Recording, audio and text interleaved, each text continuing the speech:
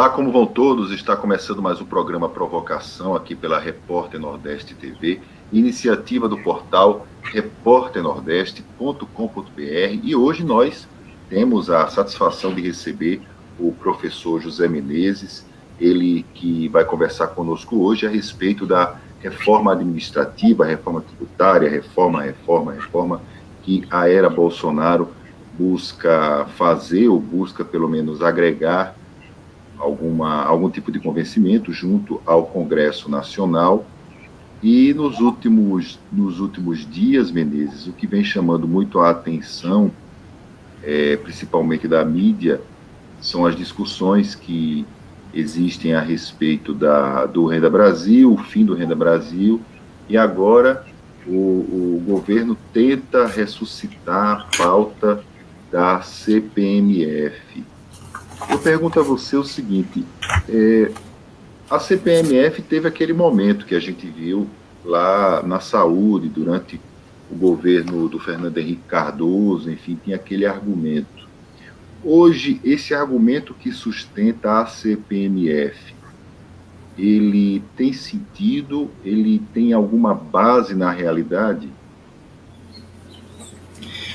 Bom, Odilon, antes de tocar nessa questão que você colocou da CPMF, eu gostaria só de fazer uma localização do que significa essa proposta da reforma administrativa. Porque, veja bem, ela está sendo encaminhada justamente quando nós estamos no momento de ápice de uma pandemia em que mais de 140 mil pessoas morreram, e esse volume de mortos que nós tivemos não se deve apenas ao negacionismo colocado pelo governo, mas eu diria que parte dessas mortes se deve exatamente ao desmonte do serviço público que ocorreram não só no Brasil, mas em todos os países. Ou seja, justamente quando ficou demonstrado a importância do serviço público, e o SUS, mesmo com todos os cortes que nós tivemos, o SUS teve um papel e continua a ter decisivo. Então, é fundamental exatamente colocar que esta reforma administrativa, ela vem exatamente no momento em que tornou-se mais decisivo a importância do Estado. Bom, a CPMF, ela está sendo colocada, mas, na verdade, o que nós temos efetivamente? Primeiro que eu acho que a CPMF não passaria. Mas qual é o problema? Eu estou escrevendo um artigo agora que se chama O Lado Oculto da Reforma Administrativa. Porque esse mesmo governo que está pretendendo fazer essa reforma administrativa é um governo que tem colocado a cada ano a prioridade absoluta do orçamento, é só pegar os dados do CIAP, é de pagar a dívida pública. Ou seja, esse mesmo governo tem como compromisso 38,86 do ano passado, do orçamento, foi para pagar o serviço da dívida pública. Então, é uma coisa extremamente grave, que o que se tem é justamente a prioridade de pagar a dívida pública. Então, veja bem, a dívida pública, ela movimenta em torno de 1 trilhão e 200 por ano. A CPMF talvez tivesse não sei, talvez 70 ou 80 bilhões. Mas isso aí é uma coisa muito pequena em relação ao que o Estado paga de dívida pública. Ou seja, então eu diria que a ideia da CPMF, ela é uma tentativa de dizer que seria uma alternativa. Poderia-se, por exemplo, fazer a tributação às grandes fortunas, porque está vindo aí uma reforma tributária que não é para facilitar a vida do pobre, ao contrário, ela é para tornar ainda mais fácil a vida do rico. Então, eu diria que a CPMF é como se fosse assim uma tentativa de uma falsa possibilidade, porque, na verdade, nós já sabemos que ela não vai acontecer. Mas uma coisa muito importante é que no dia que foi anunciado a reforma administrativa, a Bolsa Brasileira teve uma valorização gigantesca. E eu acho que esse é o aspecto que nós devemos ter como ponto de partida. Porque, logo após o encaminhamento do governo da reforma administrativa, as ações brasileiras tiveram uma valorização muito grande. E aí é importante. Por quê? Porque talvez aí, nesse fato, esteja revelado quem poderia ser os beneficiados com a reforma administrativa. Mas nós já sabemos quem são os derrotados. Os derrotados são justamente aqueles que estão pretendendo, necessitando de serviço público. Então, eu acho que essa questão é muito importante. E, mais que isso, antes da reforma administrativa vir, nós já tínhamos a reforma da Previdência, que praticamente liquidou os direitos de todos os servidores, tanto das 3 esferas, porque na maioria dos estados já se aprovou uma reforma da Previdência que praticamente estabeleceu que os novos servidores não teriam mais acesso à Previdência Pública integral. Eles só teriam Previdência Pública até o teto da Previdência. Então, eu acho que esse tema ele é de uma complexidade muito grande, porque não é apenas a reforma administrativa. Se nós formos ver, esse processo todo começou com Bresser Pereira. Esse processo todo começou com a ideia de que o Estado era ineficiente e que deveria fazer uma reforma do Estado para que essa reforma do Estado tornasse o Estado mais ágil. Então, o que nós temos já? Nós temos a Emenda Constitucional 95, que já congelou por 20 anos os gastos públicos. Então, todas as ações estão sendo feitas sempre no sentido de tornar o orçamento público uma peça de interesse da burguesia, e não o orçamento público voltado para as demandas sociais. Odilon, eu me empolguei porque eu continuo com abstinência de dar aula, então eu acabo... Fique tranquilo que a sua empolgação aqui é bem-vinda e você pode ficar à vontade para poder falar. Menezes, eu queria que você pudesse, já que você gosta muito também de falar a respeito disso, a gente vai adentrar nesses detalhes da reforma, das reformas que estão vindo por aí, mas eu queria poder antes mostrar a respeito das privatizações. O Guedes, ele anunciou alguns meses atrás que tinha um objetivo de fazer 3 ou 4 grandes privatizações este ano, e aí deixou vazar algumas delas, que incluiu os Correios. A gente vê que houve a paralisação dos trabalhadores, não sei nem se há ainda, e é praticamente invisível na grande mídia. Você observa que esse movimento todo que se faz a respeito das reformas, eles têm ligação direta com essa onda privatista da era Bolsonaro? Eu queria que você pudesse fazer esse link. Perfeito. Bom, primeiro vamos ver quando é que começa esse processo de privatização no Brasil de forma mais intensa. Esse processo vai se dar especialmente com o Collor, que deu o pontapé, depois com o Itamar, mas o acelerador foi justamente com o governo Fernando Henrique. Por quê? O governo Fernando Henrique, ele vai ser aquele que é onde o plano real tem o seu andamento. E começou o plano real com a crise mexicana. Depois da crise mexicana teve a crise asiática, depois da crise asiática teve a crise russa. Mas a questão toda é que em 97, o processo de privatização foi já que o Banco Mundial já tinha estabelecido, que o FMI tinha estabelecido. Naquele momento, o Brasil, para evitar a fuga de capitais, elevou a taxa de juros para 42%. Mas, ao mesmo tempo, exigiu exatamente o quê?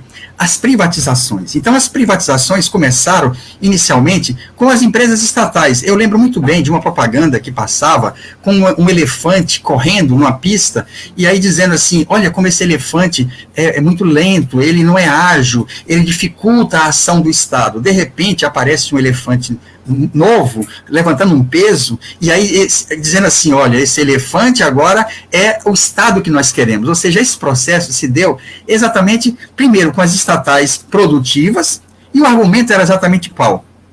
Que o Estado deveria se afastar dos setores que não era de sua função, ou seja, siderurgia, telefonia, tudo isso deveria ser retirado e levado para o setor privado. Pois bem, esse processo se deu, e quem é que financiou todo esse processo? Mais da metade de todas essas empresas do setor produtivo que eram rentáveis foram vendidas para o setor privado e com o dinheiro do BNDES. Então, a história da Braskem em Alagoas e a história da Braskem e da Odebrecht, que virou depois uma grande empresa, não só de empreiteira, mas também do setor petroquímico, se deve exatamente ao processo de privatização. Então, o processo de privatização se deu nesses setores, só que aí aconteceu o seguinte, em 97 também, os estados estavam passando por um colapso chamado fiscal. E aqui nós se lembra muito bem que os servidores públicos estavam há 9 meses sem receber salário. Houve uma mobilização dos servidores militares e civis, foram para a porta da Assembleia, fizeram aquela mobilização histórica, e aí caiu o Divaldo Suragi. Mas não foi só aqui, isso aconteceu em todos os estados, ou seja, os estados brasileiros estavam em colapso, em parte, em função do que aconteceu com a taxa de juros americana, quando subiu de 5% para 20%. Bom, mas o que aconteceu? Esse processo de renegociação das dívidas, que eram dívidas estaduais, ao se transformar em dívidas federais, a União exigiu de cada estado que se fizesse o processo de privatização. E aí, ou privatização ou liquidação. Então, todos os estados, para transformarem suas dívidas públicas estaduais em federal, por 30 anos, foi exigido justamente o quê? Que liquidasse o Produban, que privatizasse as demais empresas. Então, dessa forma, os bancos estaduais todos ou foram privatizados ou foram liquidados. Então, parte da dívida pública que nós temos hoje, que agora, 20 anos após, foi novamente renegociado pela Lei Complementar 156, novamente se exigiu as privatizações. Então, esse é o detalhe. O processo de privatização, ele é recorrente a cada momento de renegociação da dívida dos estados. E aí, o que significa isso? Significa justamente o seguinte: para isso, nós precisamos saber como é que essa dívida pública se constituiu. E parte da dívida pública principal, ela se deu durante o regime militar, onde os governadores, prefeitos, a União, eles tomavam dinheiro emprestado sem definir taxa de juros, sem definir o próprio nome do emprestador. Então, todo esse processo de endividamento, ele foi depois levando a um colapso das finanças públicas. Mas aí é que está. O que está em jogo agora? O que está em jogo agora é que o Estado brasileiro, através do BNDES, para renegociar a dívida pública de cada estado por mais 20 anos, ele está exigindo uma nova etapa de privatização. E aí é que vem a privatização, por exemplo, da Casal, a privatização que já aconteceu da CEAL. Ou seja, esse fato está totalmente ligado com a reforma administrativa. Ou seja, a reforma administrativa é como se a pedra final de todo o processo de desconstrução do Estado. Ou seja, é extremamente preocupante saber, e eu tenho esses dados aqui, da dívida pública de Alagoas, que até hoje interfere no financiamento do Estado, 35,78% é da dívida do Produban. Ou seja, dessa dívida do Produban já se pagou quase 500 milhões, que se atualizasse pela inflação seria quase 1 bilhão. Então, esse é um detalhe muito importante. Ou seja, o que nós temos é que as dívidas dos estados, derivada em parte em função dos bancos estaduais, ela continua a ser o elemento determinante, porque para a reforma administrativa, ela só pretende legalizar algo que já estava em curso. Porque a Constituição de 88 estabeleceu o concurso público para todos os servidores públicos de todas as esferas. E o que nós tínhamos era um descumprimento proposital. Se nós pegarmos, 2/3 dos professores aqui de Alagoas não são professores efetivos. Se nós pegarmos do HGE e dos servidores da saúde, também nós temos um grande número de servidores que não são prestadores, funcionários públicos concursados.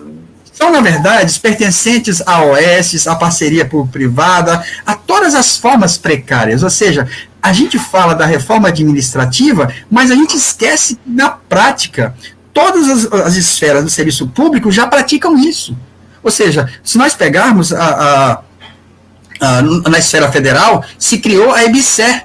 Para quê? Para não contratar mais serviço público. Então, esse é um processo que também foi acompanhado pelo processo de demonização do servidor público. E nesse artigo que eu falei, que o título dele é exatamente esse, o lado oculto da reforma administrativa. E o lado oculto é justamente a dívida pública. E aí, quem são os principais responsáveis pela dívida pública? São aqueles que ajudaram a quebrar o Produban, o Bandep. O Bandep representa hoje 92% da dívida de Pernambuco. O BEM representa mais de quase 70%. Ou seja, as burguesias regionais, elas utilizaram os bancos estaduais para os seus projetos de financiamento e depois não pagaram.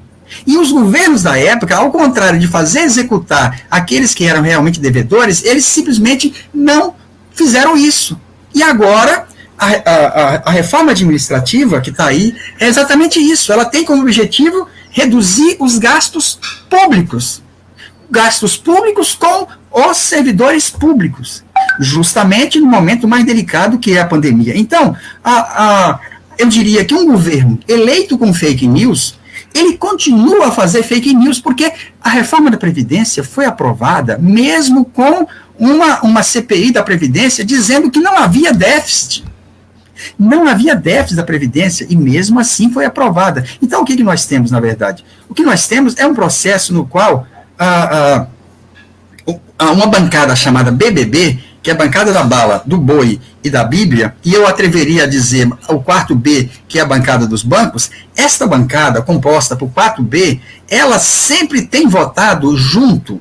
Elas votaram junto na reforma trabalhista, na reforma da Previdência, e ela tem feito todos os mecanismos de retirada de direito dos trabalhadores. Então, eu diria que o fundamental agora é exatamente tentar mostrar que os mesmos que fizeram o processo de endividamento em cada estado e da União são os mesmos que se beneficiaram, e são os mesmos agora que votaram. Se nós pegarmos, eu fiz esse estudo lá em Santana do Ipanema com meus alunos, e as famílias que hoje estão como deputados em todos os estados são as mesmas.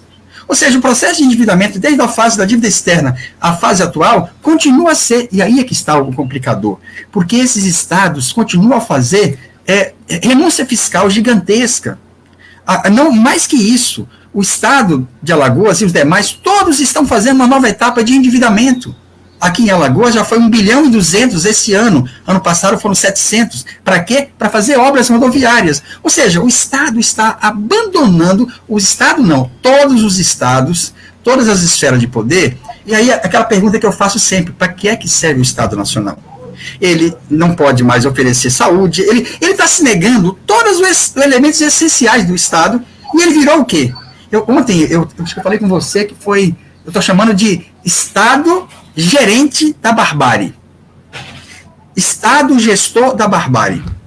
Por quê? Porque nós temos um processo no qual o modelo de desenvolvimento de Alagoas e do país é o modelo de exportação.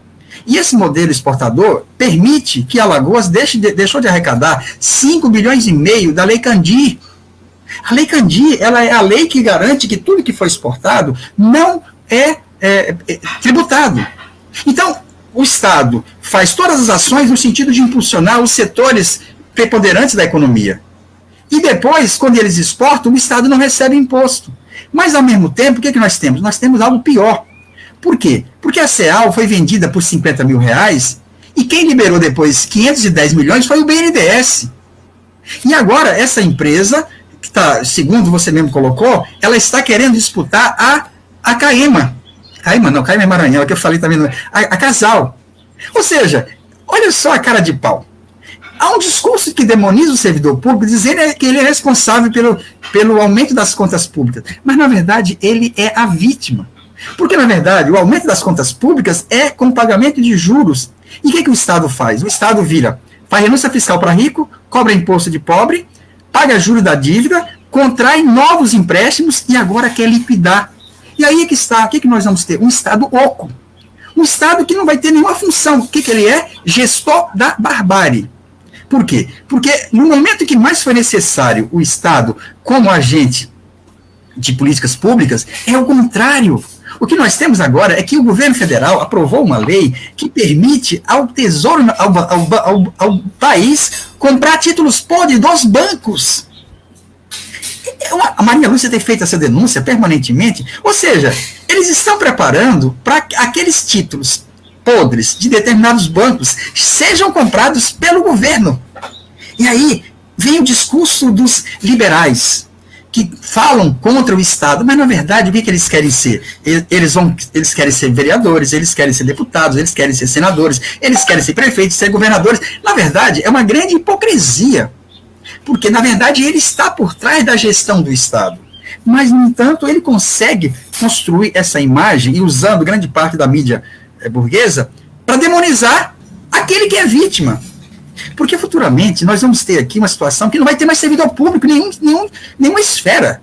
Daqui 10, 15 anos, se essa reforma for aprovada, não vai ter mais concurso público. E eu fico imaginando, meus alunos que estão lá em Santana do Ipanema, são 40 alunos que estão se preparando junto para o concurso para auditor da Secretaria da Fazenda. Ou seja, toda essa geração que está se formando, ela corre o risco de não ter mais acesso, porque o grande problema da reforma administrativa é que ela vai resgatar a rachadinha. Porque, veja bem, eu, para ser servidor público, eu passei por um processo de capacitação, eu passei por um concurso, eu tenho uma carreira, eu tenho um compromisso. Agora, se você acaba com o concurso público, o que vai voltar a acontecer? O que vai voltar a acontecer é aquilo que já existia anteriormente, até a Constituição de 88, que era o quê? O QI. A nova geração também não sabe o que é QI. É quem indicou. Ou seja, o que determinados políticos, empresários estão querendo é, com a reforma administrativa, não ter mais concurso público, não ter mais carreira, não ter mais nada, e aí cada um vai fazer o seu puxadinho, cada um vai fazer a sua OS para administrar um órgão determinado.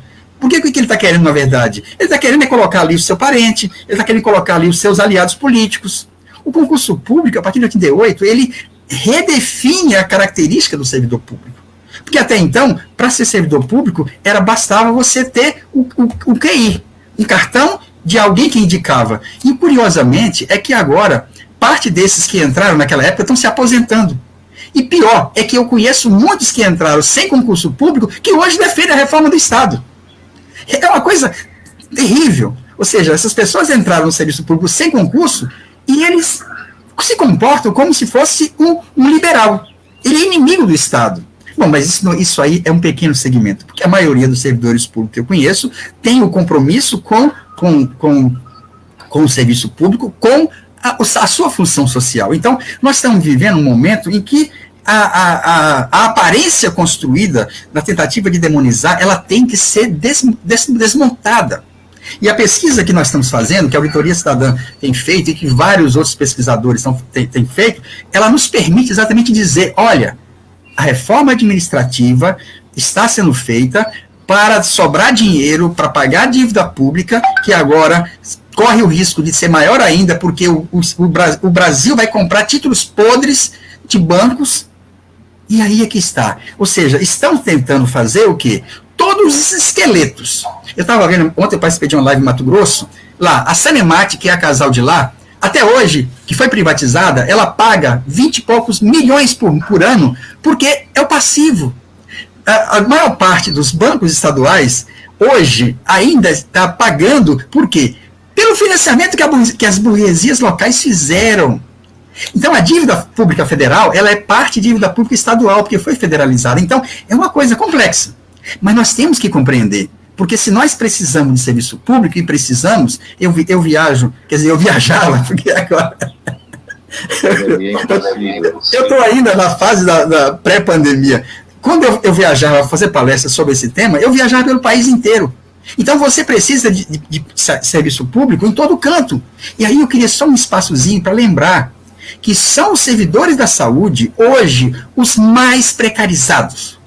Depois dos professores, os mais precarizados são os servidores da saúde, que a maioria vive no regime de plantão, a maioria, só no HGS, 70% não são prestadores de serviço, não são servidores públicos. Então, é muito importante dizer que são esses servidores extremamente precarizados, e uma grande parte morreu porque não tinha condição exata de trabalho, não tinha condição de remuneração. Então, não basta dizer que eles são heróis. Na verdade, eles são vítimas do processo de destruição dos direitos sociais que começou, em particular, a partir da era Fernando Henrique, e que agora os cadáveres daqueles processos de privatização continuam a absorver parte do dinheiro que deveria ser usado para financiar o SUS, para garantir a água, porque estão querendo privatizar a água. Significa que o resto de Alagoas vai ficar sem água, e aqui vai pagar mais caro. Então, é isso, ou seja, o processo de reforma administrativa, ela é parte de uma totalidade, que não foi definida aqui,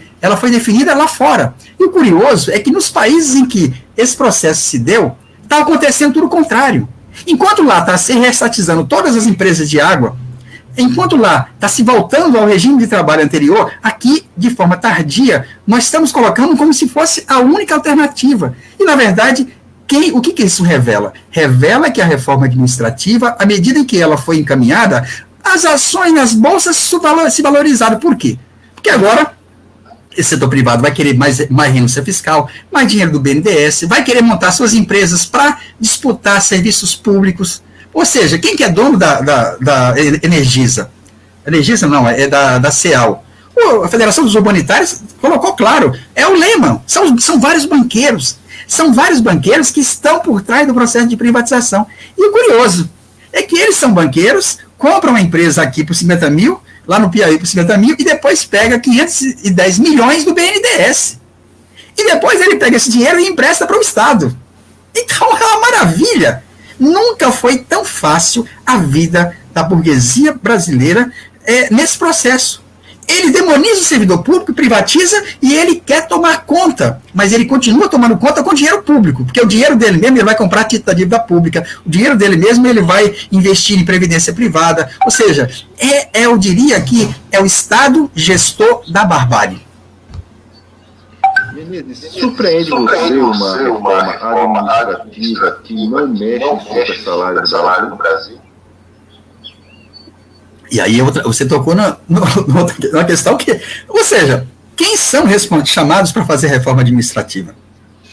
Eu, professor, o executivo da forma geral, e os servidores da saúde, os professores, os servidores da saúde, que são os que têm os menores salários, porque não vai atingir os militares, não vai atingir os juízes, não vai atingir os políticos. Mas onde é que está a maior remuneração? Está justamente nesses. E o curioso é que os militares não tiveram envolvimento na reforma da Previdência. Eles continuam a ter direito à Previdência pública e integral. Pública e integral. E eles se aposentam em torno de 55 anos no máximo. Então, olha só, o que a reforma administrativa vai deixar de fora é justamente aqueles que têm as maiores remunerações. E aí é uma coisa absurda, porque os juízes já recebem aquele, como é que chama? Auxílio, eles recebem um auxílio, como é que é? Auxílio moradia, se não me engano, que por coincidência, esse auxílio moradia é maior do que a remuneração de todos os policiais em início de carreira, em qualquer esfera, em qualquer estado. É maior do que ganha os professores. Porque, veja bem, os militares policiais ficaram de forma da reforma da Previdência, mas eles também estão vivendo o arroxo salarial, porque a grande questão aí é como é que é possível os servidores públicos serem responsáveis pelo desmando das contas públicas se eles estão sem reajuste há muito tempo. Eles estão sem reajuste há muito tempo. Estão sem concurso público, ontem no Mato Grosso, o Sindicato dos Professores vai fazer uma festa agora, porque vai completar 18 anos sem concurso para professores do Estado. E lá, com a pandemia, o governador simplesmente rompeu com o contrato com 2/3 dos professores que não eram efetivos. E esses professores, na pandemia, eles estão sem remuneração. Então, o que eu sempre digo, nós estamos já vivenciando o ambiente que a reforma administrativa pretende apenas legalizar. Porque, na prática, a Constituição de 88, a obrigatoriedade do concurso, a obrigatoriedade do reajuste, tudo isso foi esquecido. E agora, com a renegociação da dívida, foi colocado exatamente o quê? A lei de teto de gastos para os estados. Então, a proposta de reforma administrativa, ela só vai atacar aqueles que são as menores remunerações. Porque a maior parte do servidor público, nas 3 esferas, ganha até R$5 mil. Ganha até o teto da Previdência.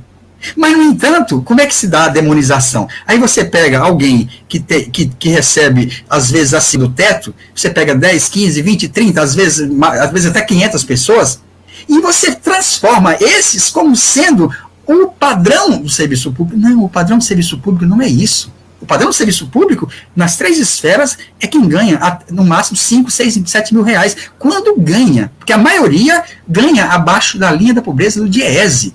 Eu estou fazendo um levantamento e eu constatei que grande parte dos policiais, civis e militares no início de carreira, eles ganham abaixo do salário mínimo do DIEESE, ou seja, eles estão dentro da linha da pobreza. Então é isso, de um lado o mundo real, do outro lado as fake news que tentam demonizar aquele que é a vítima. E aí prevalece quem? Prevalece justamente os segmentos que têm maior remuneração. Então, a reforma da Previdência é para quê? É para atacar aqueles que estão agora atendendo na saúde, aqueles que estão exercitando as funções mais fundamentais nesse país inteiro. Essa questão que você colocou é decisiva e revela claramente a reforma da Previdência administrativa, ela preserva aqueles que têm maiores remunerações e ataca aqueles que já têm a menor remuneração e pior, a maior parte dos servidores públicos não são servidores públicos, são prestadores de serviço, e aí tem um detalhe, o risco da rachadinha é um caminho, por quê? Se você vai acabar com o concurso público, vai começar a generalizar, vai se voltar ao QI, e aí, bom, mas sobre isso eu estou colocando como indicação, ou seja, nós não podemos permitir que no fim do concurso público, da reforma e fim da estabilidade. O fim da estabilidade é mais grave. Por quê? A estabilidade foi a coisa mais importante para todos nós. Por quê? Porque você pode fazer a crítica a um governante e não sair como era antes. Porque antigamente, antes da Constituição de 88, se você fizesse uma crítica a um governante determinado, você era demitido. Então, a estabilidade é parte fundamental que assegura ao servidor público a sua autonomia para fazer a crítica. Então, o que nós temos aqui é exatamente isso. Um governo eleito com fake news, continua a multiplicar fake news, porque o que ele quer, na verdade, é destruir completamente o Estado e amplificar o Estado gestor da barbárie. Eu queria que você pudesse falar, Menezes, a respeito da ideia das articulações do governo a respeito de desindexação e desoneração. Eu percebo que essa ideia que hoje o governo tenta colocar em prática não é diferente do que a gente viu no passado, e não num passado tão distante assim, quando se fala de congelar salário mínimo, de desvincular reajustes, enfim, a questão de ficar atacando as verbas carimbadas para a educação, para a saúde, etc, etc. Eu queria que você pudesse falar exatamente de como é que o governo Bolsonaro ele vem tratando essa situação. É da mesma forma, por exemplo, como o Fernando Henrique Cardoso tratava? Explica um pouco para a gente sobre isso. Bom, logo após o Plano Real ser constituído, surgiu o Fundo de Estabilização Fiscal. E depois, tudo isso acabou depois... O que nós temos hoje é que depois veio a DRU, Desvinculação de Receita da União. Então, o que significou? A DRU, o que eles querem, na verdade, é generalizar a DRU. Mas eu fiz um estudo lá no Maranhão, onde eu morava antes, porque o orçamento no Brasil ele não é impositivo. O fato de você ter tantos por cento para a saúde, tantos por cento para a educação e essas verbas carimbadas, na verdade, o que eu descobri, junto com o grupo de pesquisa que eu fazia parte lá, é que o orçamento que estabelece tantos por cento para a educação, no Maranhão, na maioria das vezes, não atingia nem metade. Porque você tem que pegar o orçamento e tem que ver a execução. Então, na prática, o que a Constituição estabelece não está sendo praticado há muito tempo. A coisa que eu mais fiquei chocado é que a verba para a educação, lá no Maranhão, ela aumentava, às vezes, perto da eleição. E depois ela caía bruscamente. Então, o que nós temos? Nós temos um orçamento que não é impositivo e que, na prática, as verbas carimbadas já não estavam acontecendo. Agora, a DRU sozinha, ela possibilitou a retirada de dinheiro da Previdência, especialmente, e ela economizou durante um ano, durante esse período, 1 trilhão. Ou seja, a desvinculação de receita da União, o que se pretende agora com a reforma tributária, é exatamente a PADCAL. Com a reforma tributária, aí seria a legalização. Não precisaria mais colocar na peça orçamentária, ir para a lei de orçamento anual. Bastava simplesmente você podia fazer ou não. E aí eu diria que seria, como eu falo, que é a PADCAL, porque seria exatamente o quê? Cada governo poderia fazer o que bem entendesse. E esse ato de fazer o que bem entende significaria exatamente o quê? Significaria que estaria legalizado o descompromisso completo com aquelas verbas que durante muito tempo foi colocada como verba essencial. Então, a reforma tributária que está em andamento, ela pretende exatamente transformar a DRU não como uma desvinculação de receita da União, mas que todas as esferas pudessem ter o mesmo caminho. E aí seria o seguinte, porque hoje, enquanto nós temos na legislação, nós podemos fazer a verificação da execução e nós podemos questionar legalmente. Mas o que pretende na reforma da tributária é exatamente dizer, olha, agora não precisa mais compromisso nenhum. Você pode pagar, investir 10%, 5%, qualquer coisa. Então, isso é uma coisa, é um retrocesso tão grande, que toda a luta que nós fizemos, todos aqueles que lutaram para ter um processo democrático, para ter uma Constituição que assegurasse direito, essa reforma tributária seria exatamente a institucionalização da prioridade completa do setor financeiro. Porque quem vai ganhar com tudo isso é justamente isso. Você vai gastar cada vez menos com saúde, com educação, com segurança, e você vai gastar mais com o quê? Com dívida pública, com obras. E aí o que acontece? Aí os bancos viram o que já são, ou muito mais amplificado. Os bancos vão ficar emprestando dinheiro para os estados, pegando dinheiro do BNDES para comprar empresa estatal, dominando grande parte da mídia e ajudando a demonizar o servidor público, e enquanto isso, a população vive uma situação de barbárie completa. Ou seja, nós estamos numa situação em que, se for privatizado a água, não vamos ter nem água para combater o Covid, porque grande parte da população de Alagoas não tem água, ou tem água de péssima qualidade. Então, e aí é o que eu sempre falo, é o Estado oco, é o Estado sem função. E para repetir novamente, é o Estado gestor da barbárie. Eu gostei demais desse título, eu estou pensando em mudar o meu artigo agora para se chamar Estado gestor da barbárie. Menezes, a discussão sobre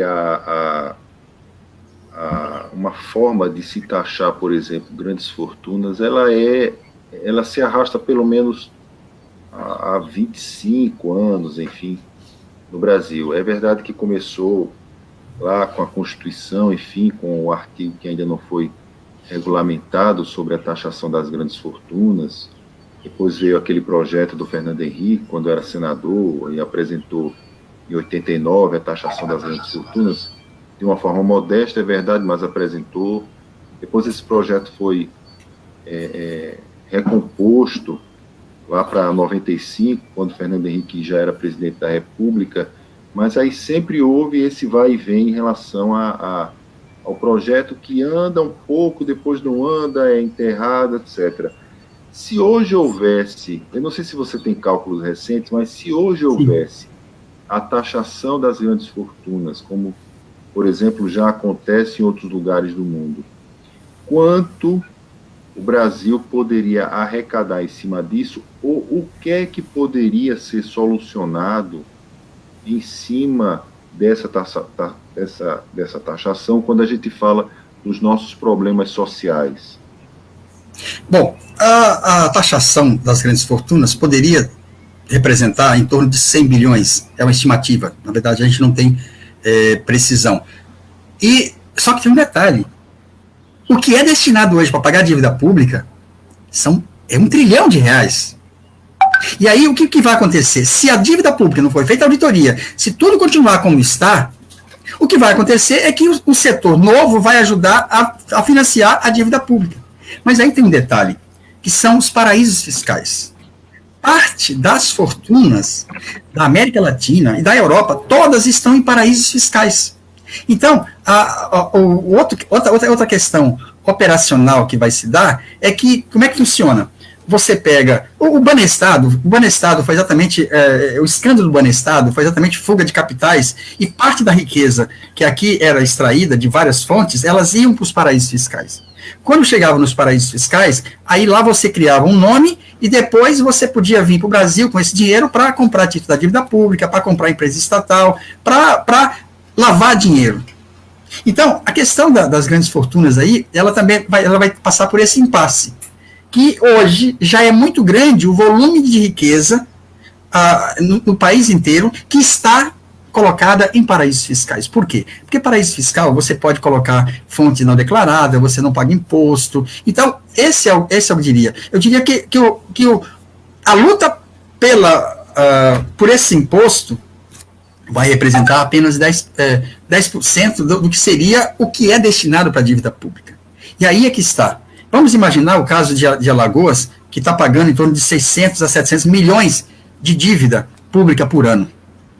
Ou seja, esse dinheiro que é usado para pagar dívida pública, ele vai para a esfera financeira, ele não volta para a economia real, ele não gera emprego, ele não movimenta o comércio.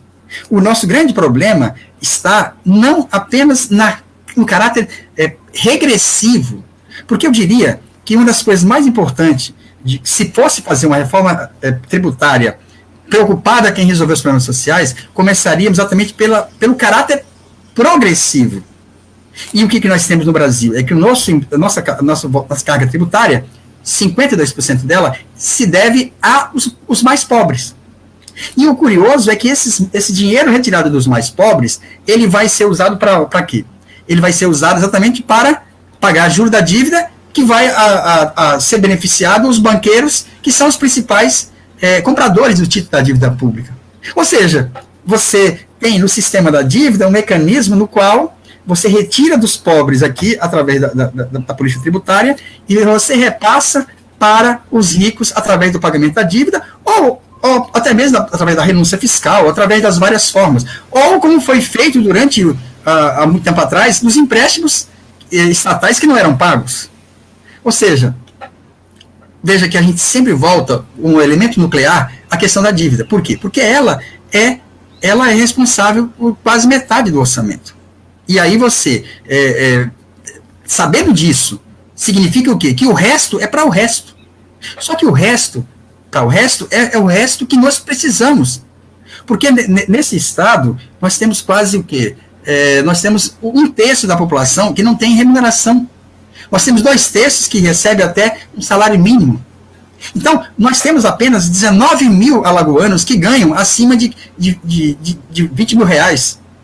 Nós temos um processo de empobrecimento, de criminalidade, de desigualdade social, que é terrível. Nós vivemos num ambiente de barbárie. Só a quantidade de assassinatos que nós tivemos há 2 anos atrás, o Brasil teve 62 mil brasileiros e brasileiras mortas, que representa quase todos os países do mundo, se somado o número de homicídio, se compara ao Brasil. Ou seja, nós temos um processo de extermínio de parte da população que não tem acesso à saúde, à educação, à reforma agrária, à política habitacional, que está vivendo à margem das políticas públicas. Infelizmente, parte desses acabam votando em políticos que acabam alimentando esse sistema da dívida. Então, eu sei que é complexo, mas nós temos que trabalhar sempre com a visão de totalidade. Nós não podemos pegar a parte isolada e fazer a sua análise separada. Nós temos que analisar essa parte na sua conexão com os principais determinantes do modelo de desenvolvimento que nós temos, que é concentrador de renda, que é concentrador da propriedade e que é concentrador, principalmente, do poder. Porque o poder político hoje está concentrado nas famílias que estão no poder há muito tempo. Em cada estado que você tiver, eu estava vendo agora lá em Mato Grosso, o atual prefeito de Cuiabá, ele já está preparando o seu filho para disputar a prefeitura de Várzea Grande, que fica ao lado. Ou seja, não é uma coisa nordestina, não, é uma cultura nacional, em que todas as famílias que estão aí desde muito tempo, apoiando as reformas, fazendo tudo, eles querem, na verdade, se perpetuar na gestão do Estado. E, ao mesmo tempo, eles estão também contra o Estado, porque eles ganham com um discurso e, depois de eleito, eles fazem exatamente tudo o contrário.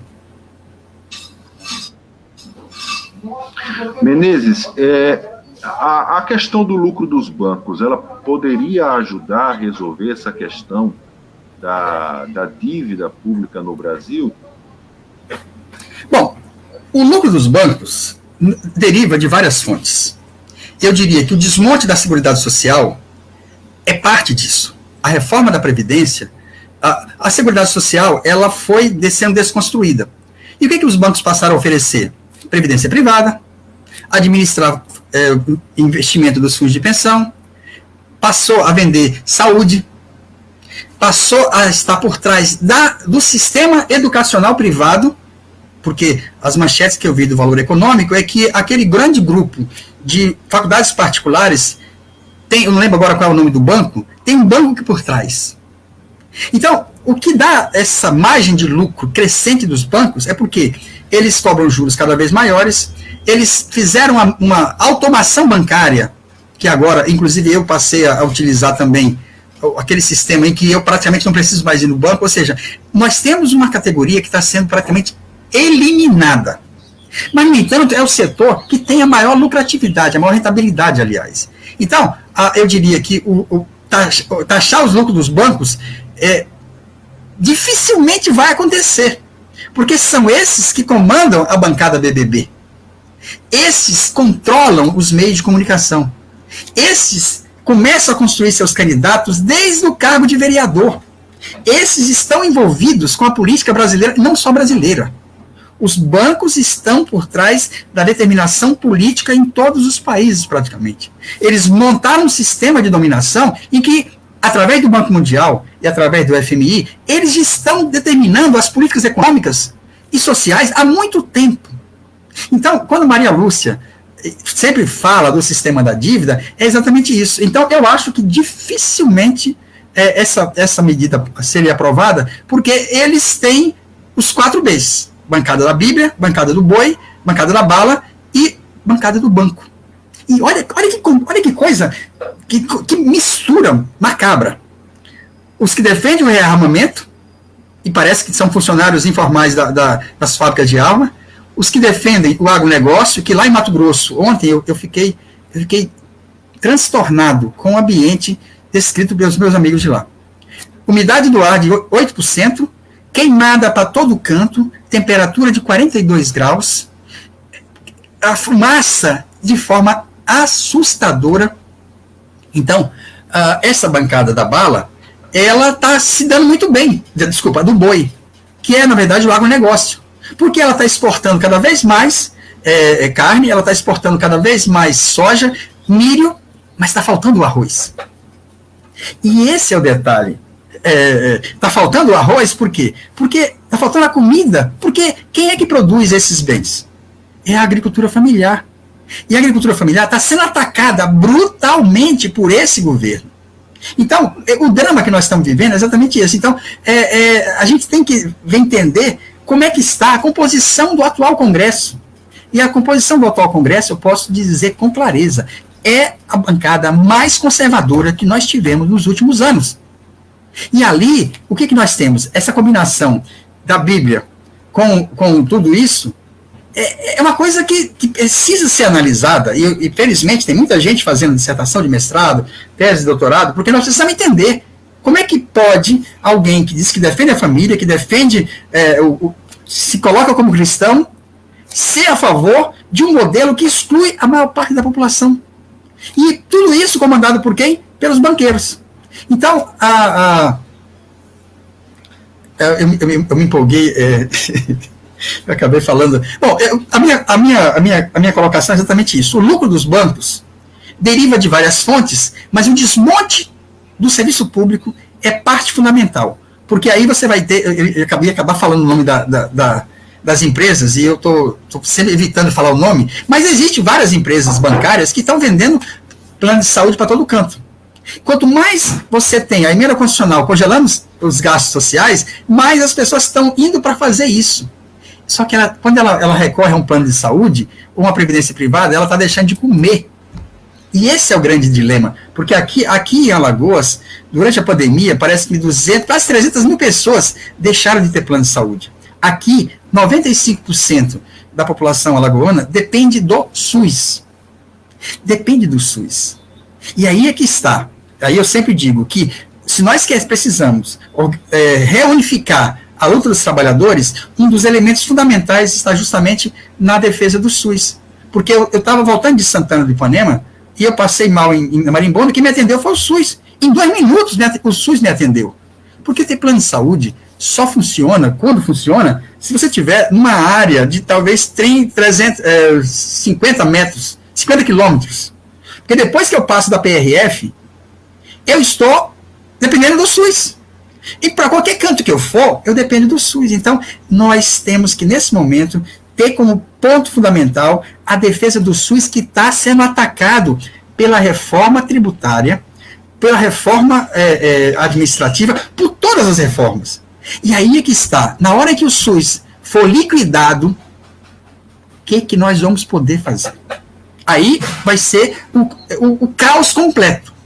Porque se não fosse o SUS, como eu falei inicialmente, a situação nossa estaria muito mais grave. Então, a defesa do SUS é parte fundamental da defesa de todos os serviços públicos. Por quê? Porque os serviços públicos é direito, está na Constituição. Mas eu sempre falo, está na Constituição e não está no orçamento, significa letra morta. Nós organizamos lá em Santana palestras nas escolas e os alunos iam exatamente falando sobre dívida pública e direitos sociais.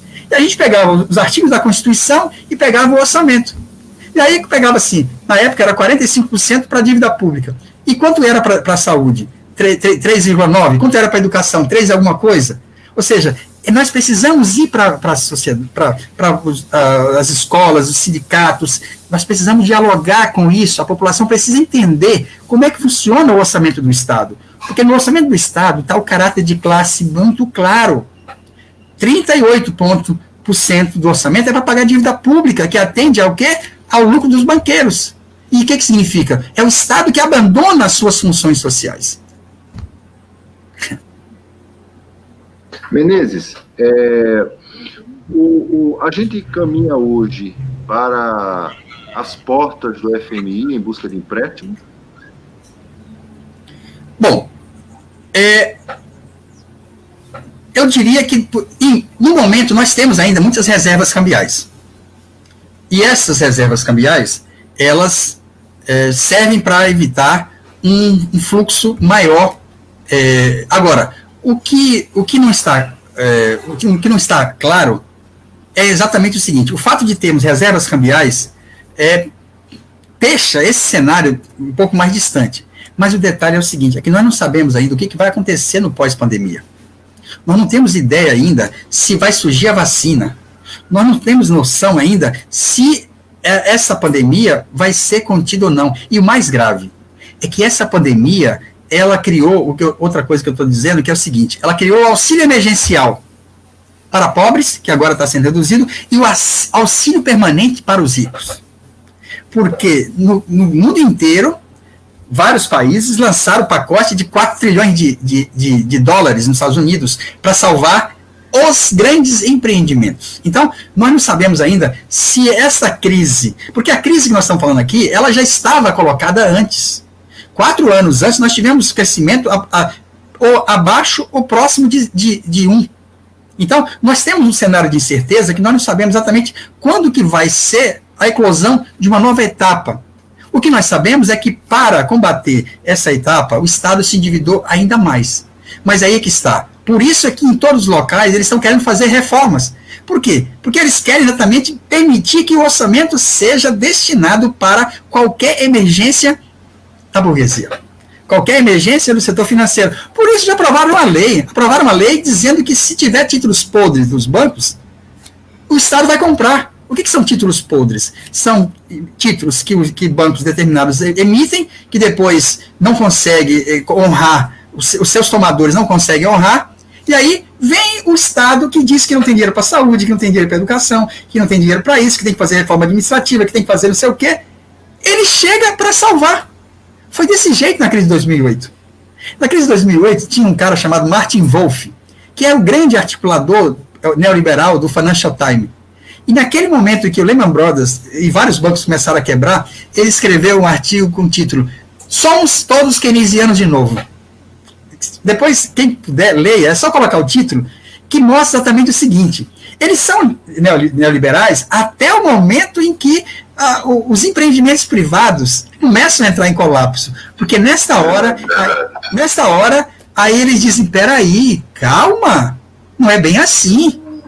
Nós passamos 30 anos dizendo que o Estado deveria se afastar disso, se afastar daquilo, que a iniciativa privada era eficaz e que não sei o quê, mas na hora H, eu tenho esse dado levantado por Rosa Maria Marques e Paulo Lacatani, do BIS, que é o Banco Internacional de Compensação, dizendo que na crise de 2008, todos os Estados nacionais construíram uma dívida de 19 trilhões de dólares. 19 trilhões de dólares, só multiplicar por 5 e pouco, mais de 100 trilhões de reais. Em 6 anos, os estados se endividaram em 19 trilhões de dólares. Sabe por quê? Porque as bolsas perderam 30 trilhões de dólares. E o que aconteceu depois? As bolsas voltaram a se valorizar. Por quê? Porque os Estados Unidos, tudo isso, essa compra de papéis podres, toda essa intervenção para salvar os grandes empreendimentos, foi para salvar os grandes empreendimentos, porque os moradores americanos que tinham casas penhoradas no banco, todos eles foram liquidados. Foram 2 milhões de americanos que perderam suas casas para os bancos. Ou seja, então é isso, nós temos que entender esta complexidade e, dentro disso, o caráter de classe do nosso Estado e do mundo que nós vivemos. Porque, na hora H, eles estão sempre disputando com o poder político. Eu imagino quantos agora já não estão sendo construídos para começar como vereador, para depois virar deputado estadual, para depois virar, para quê? Para a bancada BBB. Para a bancada que vai lá para votar contra todos os interesses de toda a população que mais necessita do Estado. Muito bem, foi uma aula. Eu estou com crise de abstinência. Eu estou com muito tempo sem dar aula, então quando a pessoa me liga e já começa a falar. Um amigo ligou essa semana. Eu queria agradecer a você por essa entrevista. Foi uma aula, na verdade. Foi uma aula muito boa. Agradecer a você pela explicação a respeito do que vai acontecendo hoje. Também agradecer a você pelo espectador que curte, compartilha e chama os seus amigos para participar desse projeto Repórter Nordeste TV, e tem não somente o programa Provocação, mas também existem outros programas, uma grande programação que se coloca para você interagir, participar, mandando sua opinião, mandando sua crítica, enfim, através das nossas redes. A Repórter Nordeste TV é uma iniciativa do portal repórternordeste.com.br. Menezes, muito grato e até a próxima. Eu só queria fazer um lembrete, é que terça-feira, às 19 horas, nós vamos realizar aqui em Alagoas um seminário de dívida pública e privatização da água, que vai contar com Maria Lúcia Fatorelli, eu e a Daphne, e vai estar sendo apoiado por vários sindicatos, e a nossa intenção é justamente colocar em discussão esse momento que nós estamos passando, porque o processo de privatização da Casal está em andamento, então vai ser transmitido pelo canal da Auditoria Cidadã Nacional, e em breve nós faremos a divulgação e estamos exatamente procurando envolver o máximo de sindicatos para que tenhamos no final um manifesto contra a privatização da água, em defesa da vida, que é o fundamental nesse momento de pandemia. Obrigado mais uma vez e é isso aí. Precisamos construir espaços alternativos para fazer esse tipo de debate. É verdade. Menezes, até a próxima, querido. Muito grato.